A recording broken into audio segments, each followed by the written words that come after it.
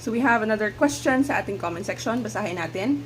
Grabe, very inspiring po yung story nyo. Daming challenges po, ma'am. At dami palang pinagdaanan bago napunta sa freelance. Madami din po ba kayong failure like daming in-applyan tapos di nakuha? Yes, definitely. If you're planning to do freelance, you need to be prepared. Kasi the first 6 months is gonna be bloody. Napaka-madugo. You really need to go through the pain. You really need to go through the challenges. Kasi dun mo kasi mabibuild yung skills mo. This is one of the common mistakes sa mga aspiring freelancers. They are aiming to land a client, but they're not aiming to build themselves as a freelancer. If you are new, strive hard to build the skill set. Not just yung skill set that you do to make deliverables, but skill set to get clients.